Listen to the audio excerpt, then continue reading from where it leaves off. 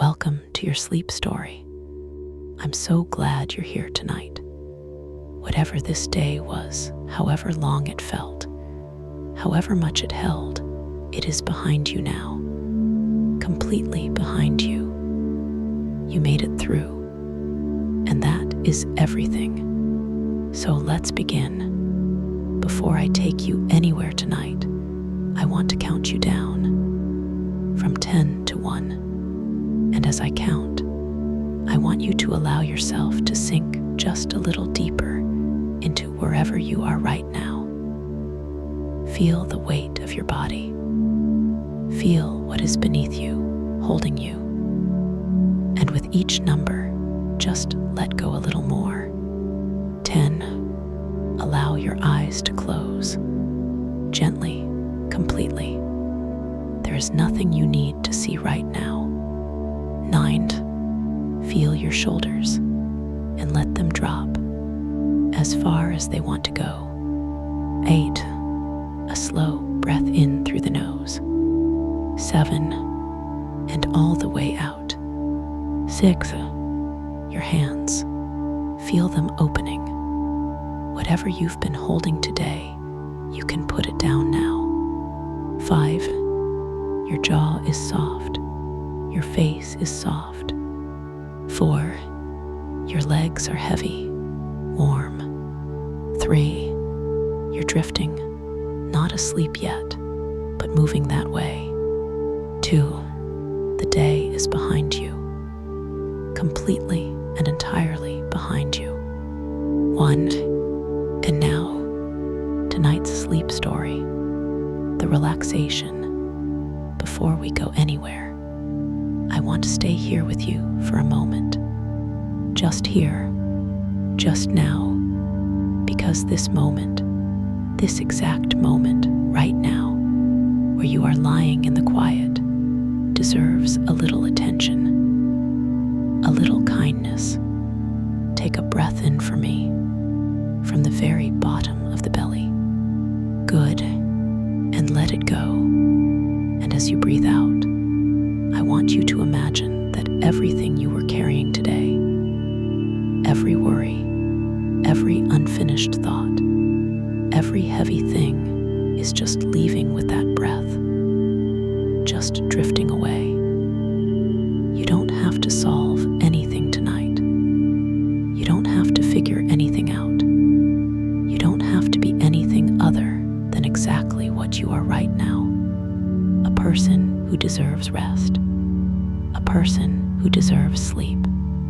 Because you do. You really do. Whatever happened today, whatever was hard, whatever felt heavy, you made it through. You are here. And that is enough. That is more than enough. You are safe. And you are here. Bring your awareness gently to your feet now. Just notice them and allow them to soften. The toes uncurling, the arches releasing. All the small held tension of the day simply letting go.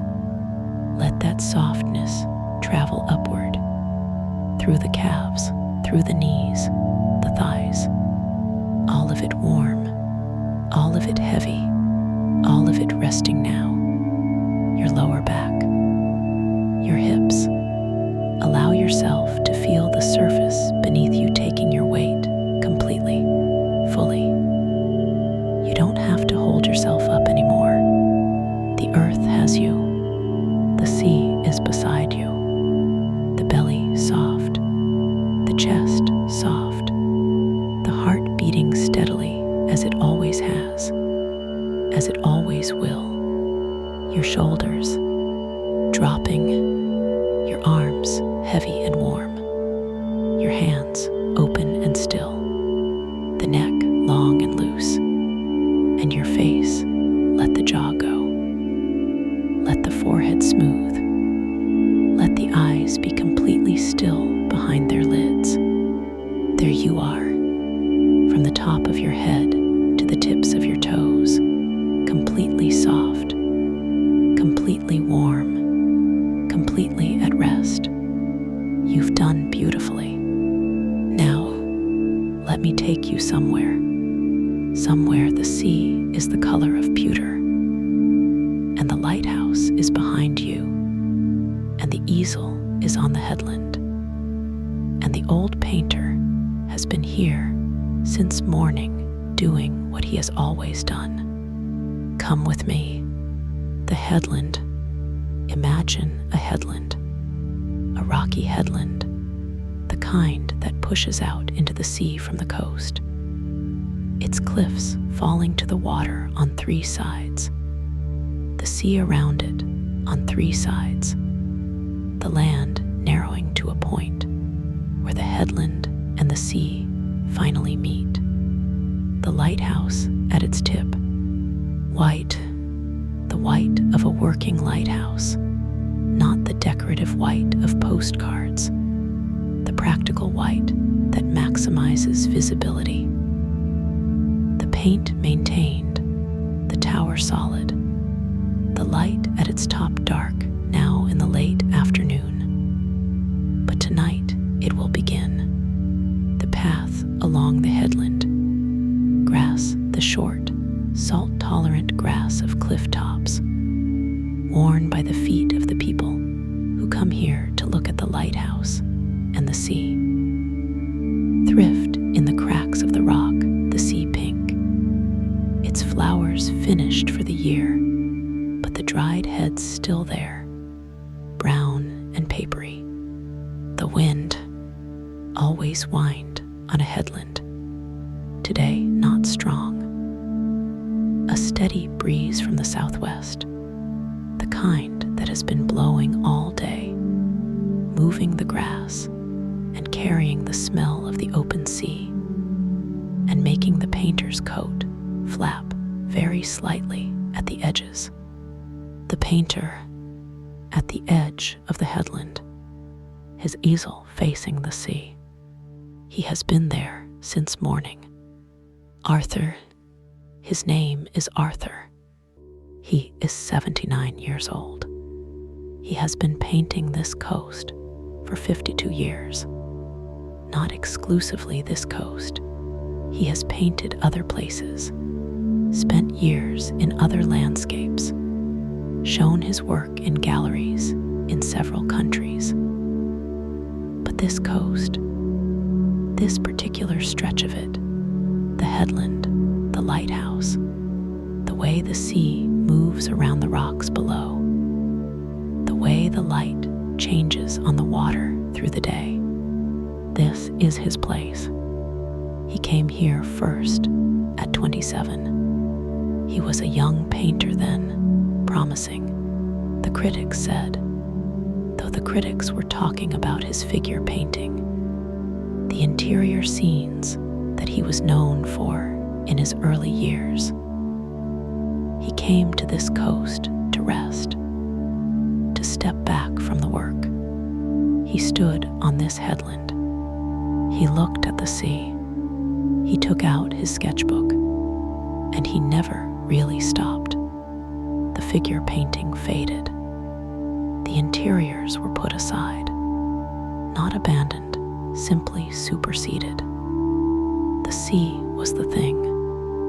The sea and the light on the sea, and the way the light changed through the day, and through the seasons, and through the years. 52 years of the sea. He lives in the cottage at the base of the headland, the cottage he has owned for 40 years.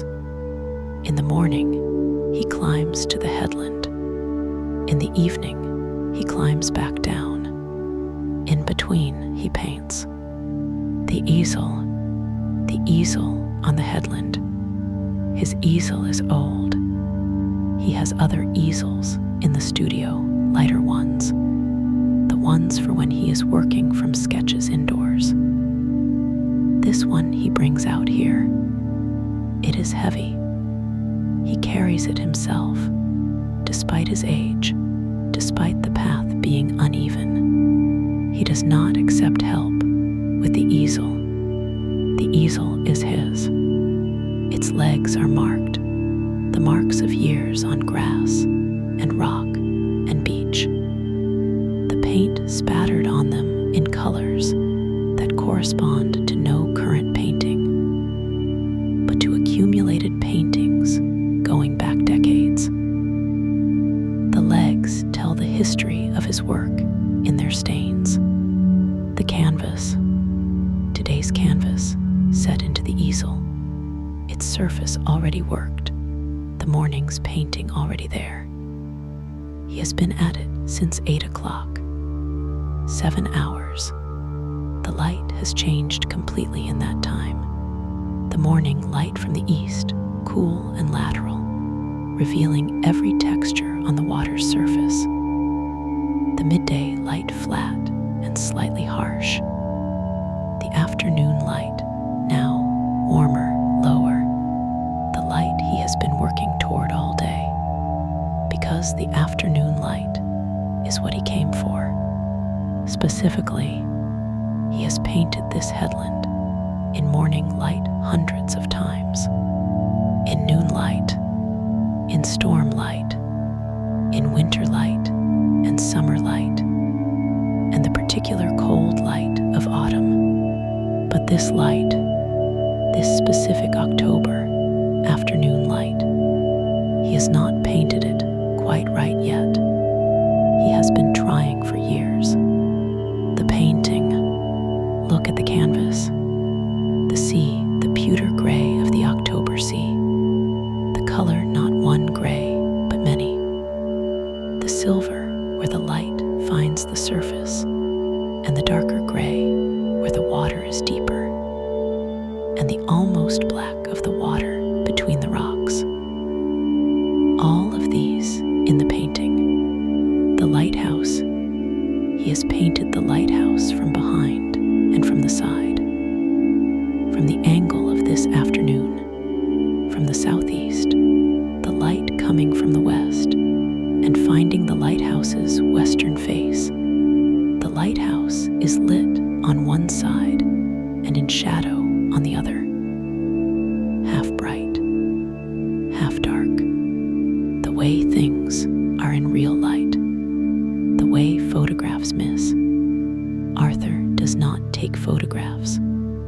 He has never taken photographs. He looks. For 7 hours, he has been looking at this sea, and this lighthouse, and this light. And the looking has gone into the painting in the way that looking always goes into painting, when the looking is long and honest. The painting is not finished. It will not be finished today. He knows this. He knew it at noon. The canvas needs more time, more sessions. The painting will require him to return to this headland on days when the light is the same, which will be rare, and to work from memory on the days when it is not. That is how he works, has always worked. Slowly, the sea today, the sea this afternoon, it has been changing all day, and he has been watching it change. In the morning, the surface finely textured, the small waves of a calm offshore morning, each one catching the light at a different angle, the whole surface a complex shimmer. At midday, slightly more settled, the breeze having dropped, the surface smoother, the light less interesting. He worked on the foreground rocks in the midday, the light on them better than the light on the water. Now, in the afternoon, the breeze has returned.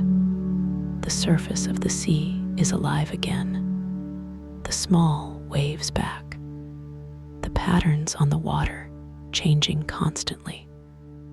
The light finding different angles every few seconds. This is what he is trying to paint. Not the sea at any one moment. The sea as it changes. The sea's insistence on not being still. way the light and the movement are the same thing. The movement making the light, and the light revealing the movement. He has been trying to paint this for 52 years. He is closer than he was, but not there yet. That is why he comes back every day to this headland, to this sea, the smell of the headland, the wind from the southwest, bringing the smell of the open sea, not the harbor smell. Arthur knows the harbor smell, the fish and the diesel and the rope and the mudflat. The smell that reaches the headland is different. The open ocean smell, the smell of water that has traveled hundreds of miles before finding this coast. Salt, the salt of it on his lips. He can taste it. He has been tasting it all day. And the grass of the headland, the short clifftop grass, its smell released by the wind, a dry green smell that is entirely this habitat and no other. The thrift, even dry, even past flowering, the dried stems of the thrift releasing their faint smell in the wind. Not strong, just present. The smell of a clifftop in October. The paint on his hands, on the brushes, on the palette, linseed oil and pigment.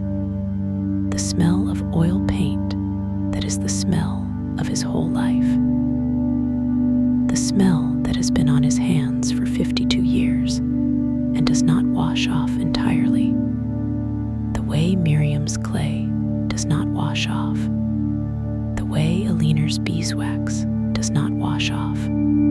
The smell of the work, the smell of the life, on his hands, on the headland, in the salt wind, the lighthouse beginning, the light, at the moment you notice it, the lighthouse light beginning, not a dramatic beginning, not a switch thrown and the beam appearing, a gradual brightening, the mechanism starting, the Fresnel lens beginning its rotation, the lamp finding its full intensity over a few seconds, and then the beam, sweeping, just as Seamus's light sweeps.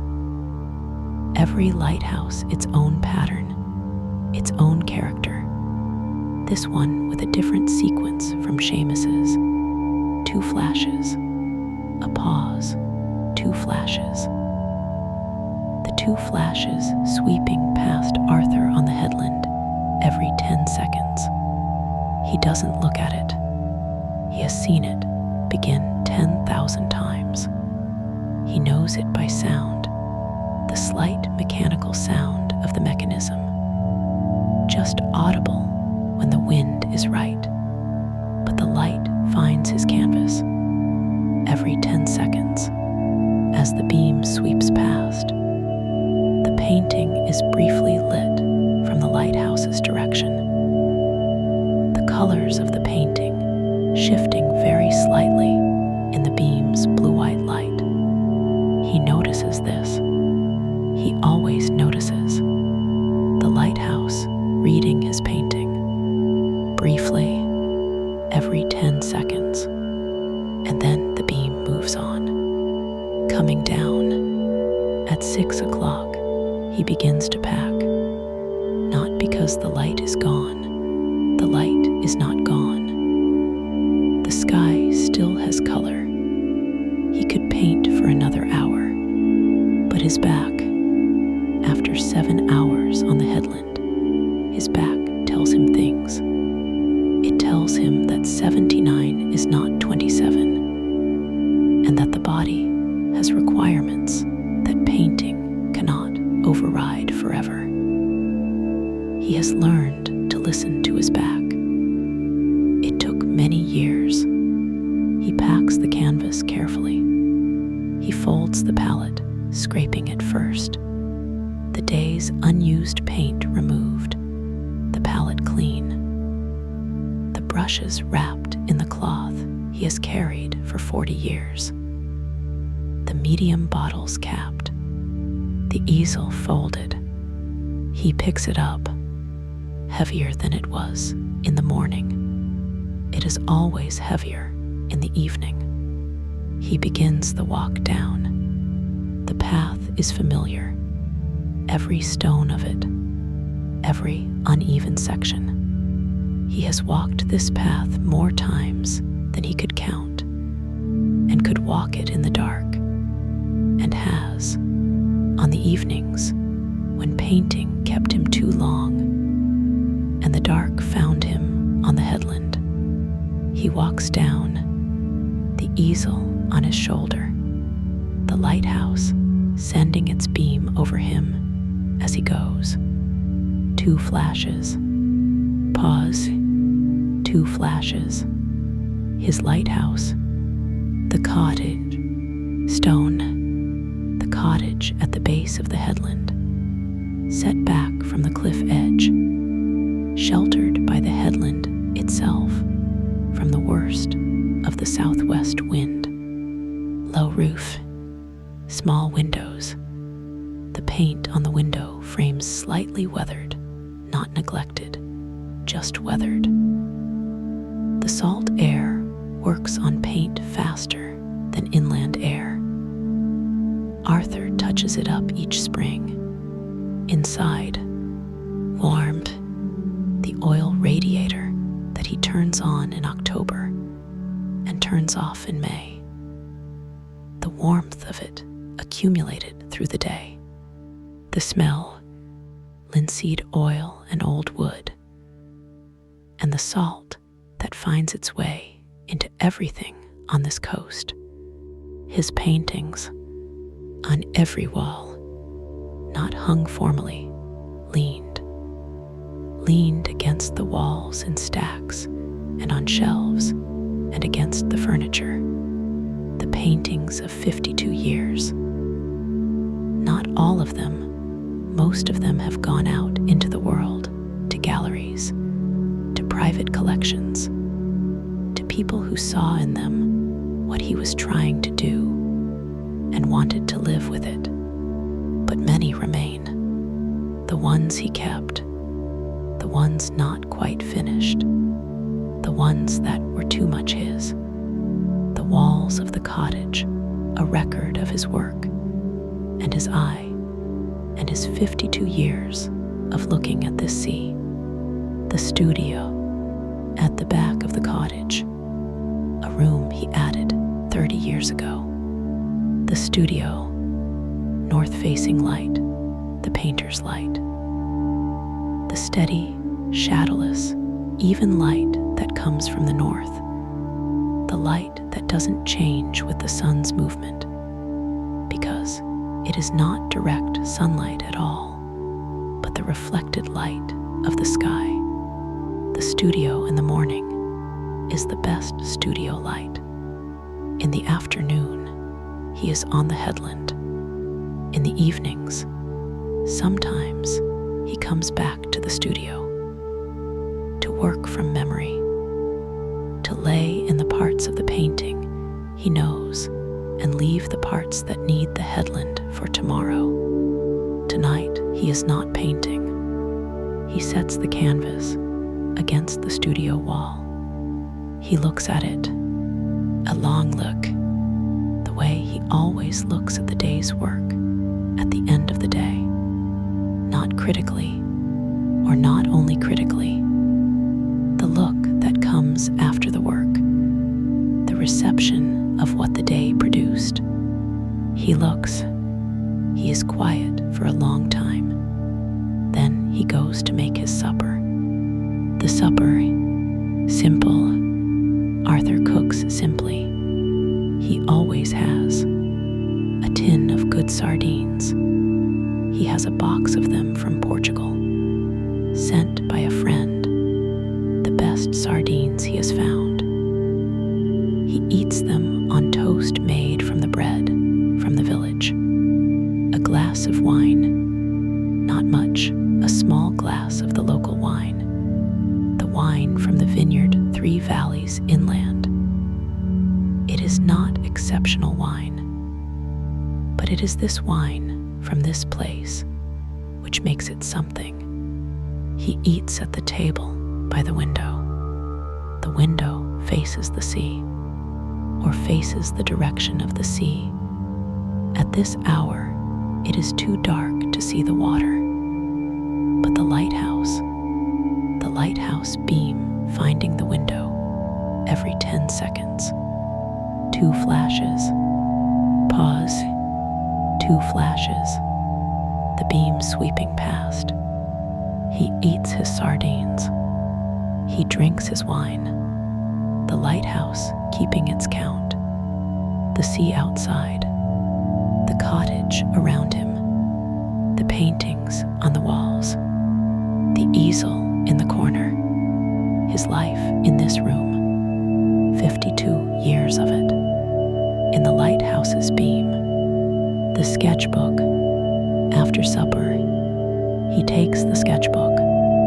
Not the large ones. The large sketchbooks are for the preliminary drawings, the compositional studies, the working out that happens before a painting begins. This is a small sketchbook, pocket-sized. He has carried it for 30 years.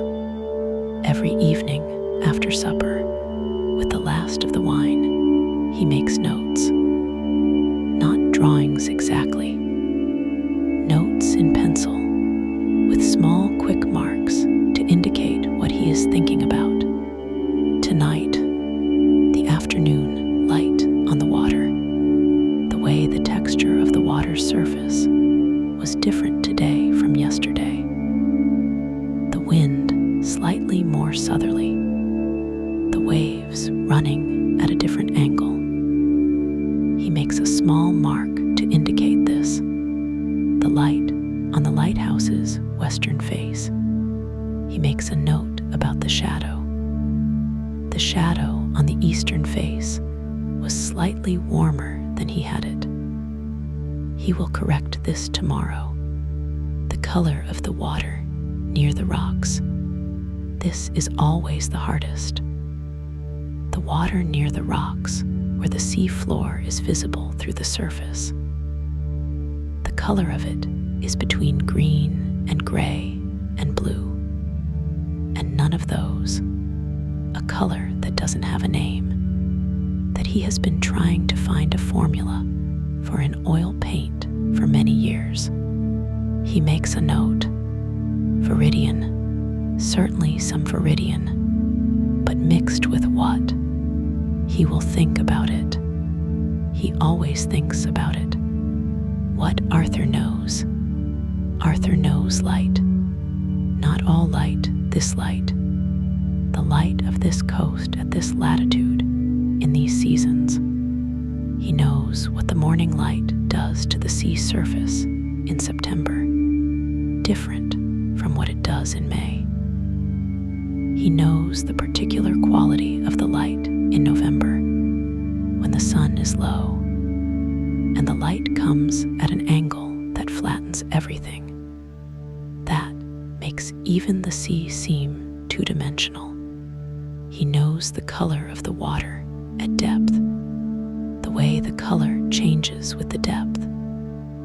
The shallow water over sand pale and green, the deeper water darker, the deep water color that slides toward the blue-gray that has no name. He knows cloud shadow on water, the way a cloud moving across the sun changes the water's color from the reflective silver of direct sunlight to the darker, more absorbed color of diffuse light. He knows all of this, not as knowledge, as seeing. The knowledge has become the seeing. 52 years of looking at this sea have trained his eye to see what most eyes miss, the subtle variations, the changes, the things that are always there, but rarely noticed. He sees what others look past. He paints what he sees. That is the whole of it.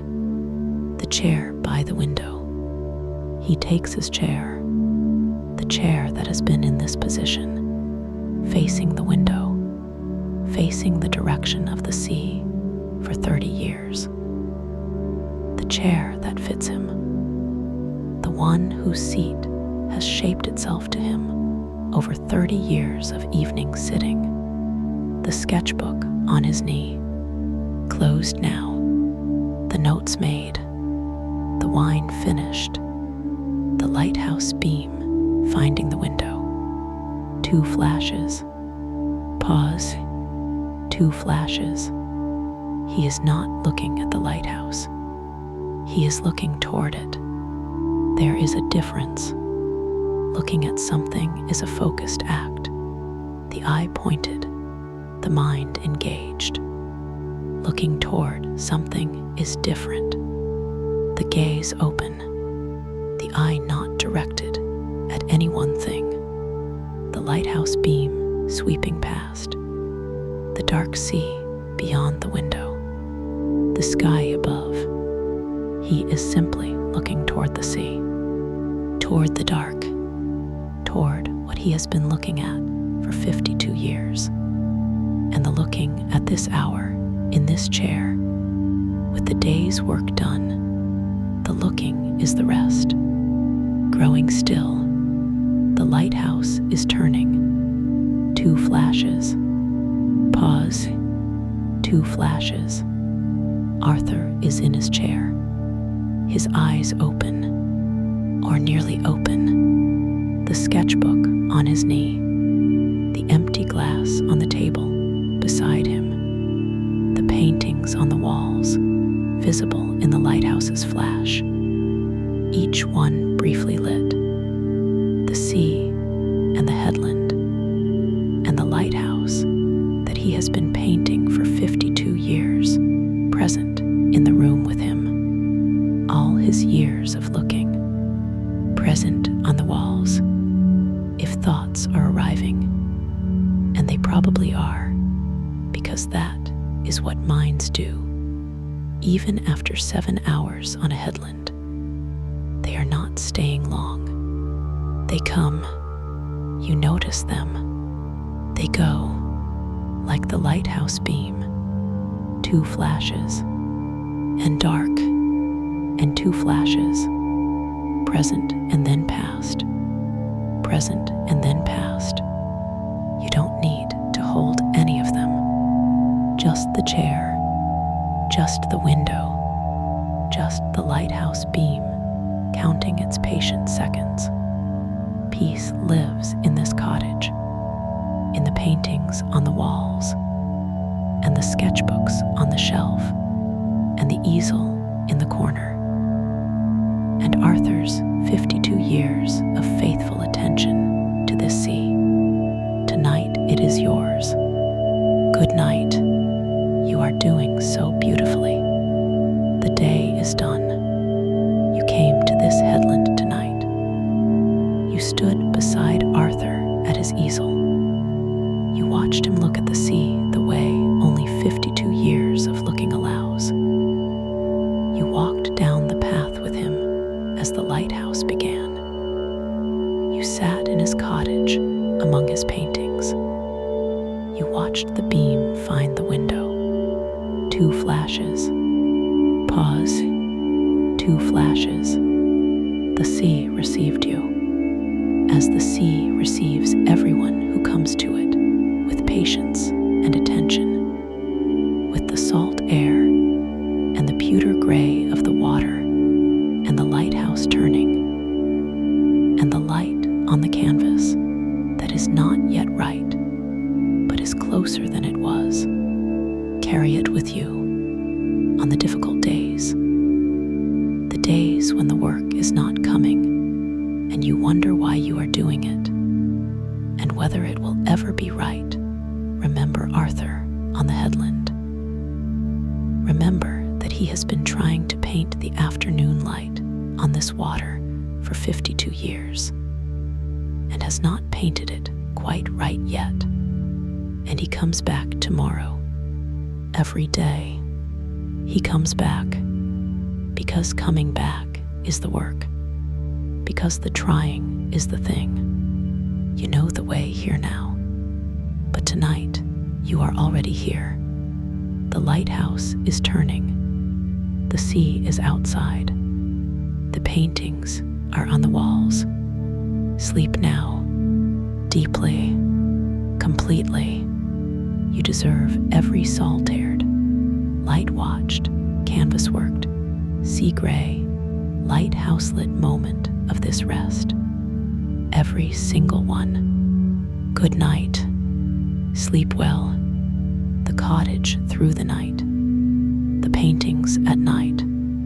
The paintings on the walls of the cottage. At night, lit only by the lighthouse beam. Every 10 seconds.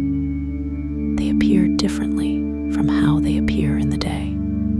In the day, in the studio light or the lamp light, the paintings show their colors fully.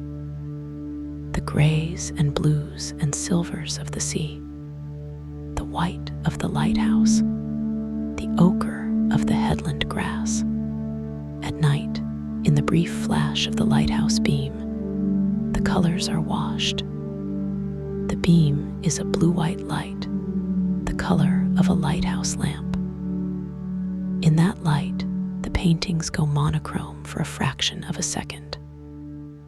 Gray and white and dark, as if the paintings have returned to the sea itself, which is also gray and white and dark at this hour. The sea and the paintings returning to the sea, briefly, every 10 seconds, and then the beam passes, and the lamplight returns, and the colors come back. The paintings alive, breathing in the lighthouse's rhythm. What Arthur has been trying to do. He has never said it simply. He finds it difficult to say. But if you asked him, in the right moment, on the headland, with the sea in front of him, he might say, I want to paint the light as it actually is, not the light as it looks, as it actually is. The difference being, the light as it looks is already filtered through the eye, through the trained expectation of what a seascape should look like, through the memory of other paintings. The light as it actually is, that is something else. That is the thing that happens before the eye interprets, before the brain categorizes. The raw event of light falling on water, and the water doing what water does with it. He has been trying to reach that for 52 years. He is not sure it is possible. He thinks it might not be possible, but the trying gets him somewhere. The trying gets him closer than he was, and closer is enough, has always been enough. The sea at night, the sea around the headland, Arthur's sea. It does not know Arthur. It does not know it has been painted 10,000 times. It does not know about the 52 years. It simply does what the sea does. The tide going out now, the rocks at the base of the headland beginning to appear, the water level dropping, the surfaces of the rocks that are usually covered becoming visible, glistening, the sea creatures that live on them, the limpets, the anemones, the barnacles, suddenly in the air, the sea drawing back, the rocks appearing, the same rocks that Arthur has been painting for 52 years, the same tide, a different water, always different water, the water that that is here now has never been here before and will never be here again, but the same sea, doing what the sea does, drawing back, and will come forward again, as it always comes forward again. The old canvases in the storeroom at the back of the studio, the old canvases, the ones from the early years. Arthur looks at them sometimes, not often, but sometimes, when he is trying to understand something about where the work has gone, where it has come from. The early ones, the figure paintings, interiors, people in rooms, the careful observed detail of a young painter trying to prove he can see. They are good. He can see that they are good, even now, but they are not what he was trying to do. He didn't know what he was trying to do until he came to the coast. And then slowly, over the first years, he began to understand the sea paintings from his 30s. Better, closer, still too careful. Still the evidence of a painter who is thinking about painting rather than seeing. His 40s, a loosening, the paint applied with more confidence. Less revision, the evidence of a painter who has learned to trust the first response. His 50s, his 60s, closer and closer. The paintings he makes now, he does not know whether they are the best. He is not the right person to say, but he knows they are the most honest, the most true to what he sees. That is all he can know. That is enough. The morning light coming, the light that Arthur loves most. The morning light, before he climbs to the headland, before 8 o'clock. The light on the sea is at its most extraordinary. The sun low in the east, the light raking across the water's surface, every wave catching it at a different angle, the whole surface complex and endlessly varying. He has painted this light 100 times. He will paint it again tomorrow. He is up before it. Before 7, he makes his tea. He looks at yesterday's canvas, the one he brought down from the headland, the one he has been working on. He looks at it in the new day's light, and sometimes, just sometimes, it is better than he thought. The day's work, seen in the next morning's light, is better than the day allowed him to see.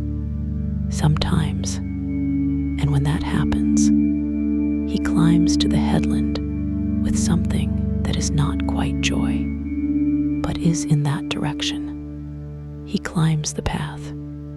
He sets up the easel. He looks at the sea, and he begins. What the sea gives.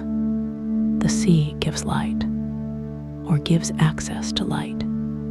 The sea, in being what it is, a vast, moving, continuously reflective surface, amplifies the light, takes what the sky gives and gives it back, and gives it back, and gives it back, doubles and triples, and multiplies the light, until a headland overlooking the sea is not just lit by the sky above, but by the sea below, by all that reflected, re-reflected, continuously bouncing light.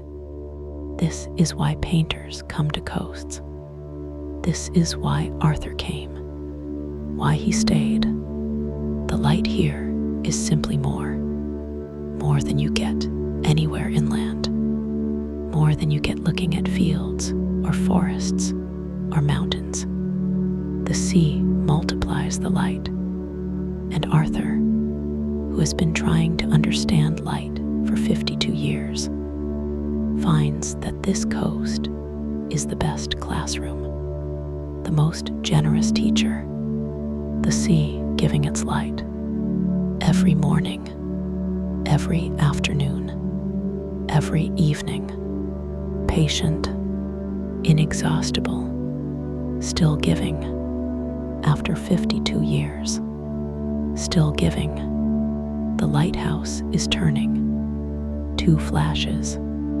Pause. 2 flashes. The paintings are on the walls. The sketchbook is on the table. The easel is in the corner. The canvas is against the studio wall. The sea is outside. The tide is going out. The rocks are appearing. The old canvases are in the storeroom. Arthur is asleep in his chair or in his bed, the lighthouse turning whether he watches or not, as it always turns. 2 flashes. Pause. 2 flashes. And you are sleeping deeply, completely, peacefully, in the cottage by the headland, with the paintings on the walls, and the sea outside, and the lighthouse turning, counting its patient seconds, the light finding the canvas.